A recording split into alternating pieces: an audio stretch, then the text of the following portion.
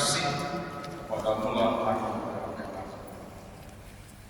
Romo, Suster, Ibu dan saudara-saudari yang terkasih, tadi dalam kata pengantar Romo tanya, masih ingat tidak tanggal pembaptisan? Saya melanjutkan pertanyaan yang kedua, ingat tidak wali baptisnya siapa? Kalau tahu wali baptisnya siapa, pernah tidak datang kepada wali baptis untuk minta bimbingan?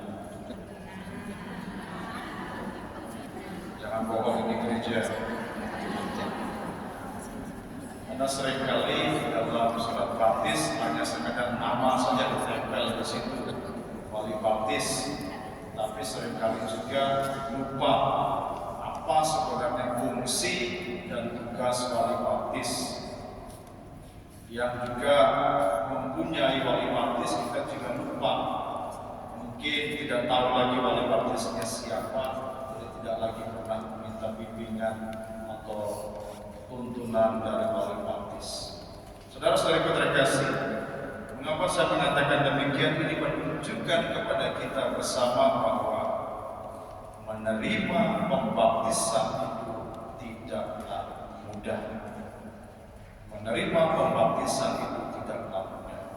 Ada banyak hal yang diminta oleh gereja, ada banyak hal juga yang harus kita persiapkan untuk memastikan bahwa kita setelah dibaptis memegang teguh komitmen akan janji-janji baptis yang kita ucapkan. Jadi itu mengapa harus ada persiapan, harus ada wali baptis. Karena apa? Kita itu punya janji. Dan janji itu harus dijalankan, dilaksanakan, dipegang, bukan hanya berjanji lalu diingkari. Untuk apa berjanji kalau mengingkari? Jadi itu. Saudara-saudari terkasih, pada hari ini kita merayakan pesta pembaptisan Tuhan dan juga mengingatkan kita bersama akan pembaptisan yang kita terima. Pertanyaan saya, apa beda pembaptisan yang kita terima dengan pembaptisan yang diterima oleh Yesus? Apa bedanya? Kita dibaptis dengan air, dengan Roh Kudus. Ada yang menerima Roh Kudus. Kita dibaptis dengan air. Yesus juga menerima pembaptisan dengan air. Ketika kita menerima krisma, itu secara simbolik dikatakan bahwa kita dibaptis dengan Roh Kudus. Dengan Roh Kudus memberi daya, kekuatan kepada kita. Siapa yang membaptis Yesus? Yohanes Pembaptis. Artinya apa? Tetap ada orang yang melakukan itu. Kita dibaptis entah oleh romo, entah oleh diakon. Ada orang yang melaksanakan itu. Kita tidak bisa membaptis diri kita sendiri. Ada yang mungkin berpikir, malas cara kalau saya baptis diri saya sendiri. Ada enggak? Tidak bisa. Harus ada pelaksananya. Kalau dengan demikian, maka apa bedanya pembaptisan yang kita terima dengan pembaptisan yang diterima oleh Yesus? Bedanya ialah ketika kita dibaptis, kita diterima masuk ke dalam anggota gereja dan kita diangkat menjadi anak-anak Allah. Kita diterima masuk ke dalam gereja dan diangkat menjadi anak-anak Allah. Tetapi ketika Yesus dibaptis, dia turun masuk ke dalam kehidupan manusia dan dia menjadi sama seperti kita, merasakan kehidupan seperti halnya kita. Dia masuk ke dalam kehidupan manusia dan menjadi sama seperti kita, kecuali kalau Paulus. Artinya apa? Ini adalah tindakan yang paling tulus dan merendahkan diri untuk bisa menjadi sama seperti kita. Kalau kita lihat bersama, kita refleksikan bersama, Tuhan yang begitu agung, yang begitu tinggi, turun dan merendahkan diri supaya bisa masuk ke dalam kehidupan kita, dan sebaliknya Dia mengangkat kita menjadi anak-anaknya supaya bisa menjadi satu dengan dirinya. Ini hanya ada dalam gereja Katolik. Silakan cari tempat lain, tidak akan ditemukan. Ini menunjukkan betapa dekatnya kita dengan Tuhan dan menunjukkan betapa cintanya Tuhan kepada kita, dan Dia melakukan itu hanya untuk bisa bersatu dengan umat ciptaan. Tapi kalau kita refleksikan bersama, sungguh suatu tindakan yang luar biasa. Kita diangkat dan Tuhan itu turun. Tapi yang seringkali terjadi apa? Sudah diangkat kita malah loncat. Ngerti tidak?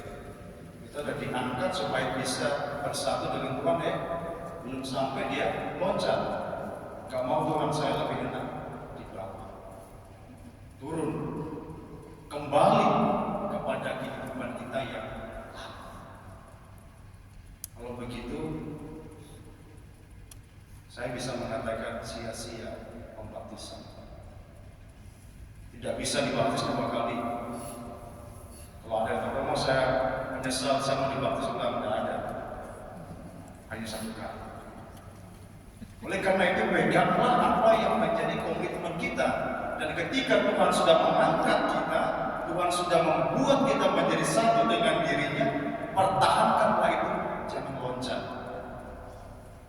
Karena kalau sudah jatuh, susah untuk kembali. Inilah yang hendaknya kita pegang dalam janji-janji pembaptisan kita. Masih ingat tidak apa yang diucapkan? Kalau bayi mungkin tidak ingat, tapi setelah bayi kan ada tanggung jawab yang untuk bisa belajar tentang iman yang kita pegang. Ada yang baptis dewasa, masih ingat? Kalau yang dewasa juga sudah lupa, kita tidak tahu lagi mau baptis orang tua. Janji yang kita pegang, yang kita ucapkan ialah apa? Meninggalkan semua perbuatan-perbuatan yang jahat. Itu janji kita kepada kita. Meninggalkan semua godaan-godaan dan perbuatan-perbuatan yang jahat dalam bentuk apa? Dan janji itu bukan diungkapkan kepada Romo, tetapi kepada Tuhan. Maka peganglah janji-janji yang kita ucapkan, jangan diingkari. Karena dengan janji itu kita menunjukkan bahwa kita ini adalah anak-anak kesayangan. Maka dalam bacaan Injil, Yesus ketika dibaptis terdengar suara yang mengatakan, "Engkaulah putraku yang terkasih, kepadamu aku berkenan." Kalau dilihat kembali tentang kalimat ini, suara ini, itu muncul karena apa? Muncul karena ada Yohanes Pembaptis, atau muncul karena ada orang banyak, atau muncul karena ada orang yang mengatakan siapakah Yesus? Tidak. Suara ini muncul karena apa? Karena tindakan yang dibuat oleh Yesus, yaitu turun dan merendahkan diri. Contoh sederhananya, kalau ada orang atau seorang teman, kita bilang, "Oh, teman ini orangnya baik. Oh, teman ini orangnya rendah hati. Teman ini orangnya dermawan." Dari mana tahu? Dari mana tahu? Dari tindakannya. Ketika dia membuat sesuatu yang baik dan kita melihat, kita tahu bahwa orang ini baik. Ketika dia memberi bantuan kepada orang yang membutuhkan dan kita tahu, atau dia men-sharingkan itu, kita mengatakan orang ini dermawan. Ketika ada seorang teman yang mengampuni sesamanya dan kita melihat tindakannya itu, kita mengatakan orang ini orang yang suka mengampuni. Semua itu hanya bisa dan mungkin terjadi karena tindakan manusia. Oleh karena itu, perkataan engkaulah anak yang kukasihi hanya mungkin terjadi karena tindakan yang dibuat oleh Yesus, merendahkan diri dan menjadi seperti manusia. Saudara-saudara yang terkasih, dalam kehidupan kita, semua dari kita sangat senang mendengar kata-kata yang baik. Kalau saya bilang, orang ini jahat, senang gak dengarnya? Itu orang sombong, itu orang pelit, itu orang jahat. Senang tidak? Kalau saya bilang baik, komunitas kita ini orang yang baik-baik semua. Senang tidak? Komunitas ini orangnya dermawan semua. Amin. Siapa romonya? Semua dari kita senang untuk mendengarkan hal yang baik, tetapi tidak akan pernah kita dengar perkataan yang baik itu kalau kita sendiri tidak melakukan. Perkataan yang baik tidak akan kita pernah dengar kalau kita tidak akan melakukan.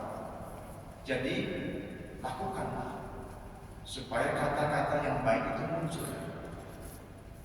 Jangan yang ini orang pelit, ini orang iri hati, ini orang keras kepala, itu dengar langsung kepala naik,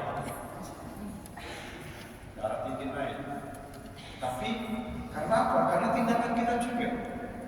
Maka berbuatlah yang baik agar kita pun bisa dianggap, dipandang sebagai orang-orang yang baik.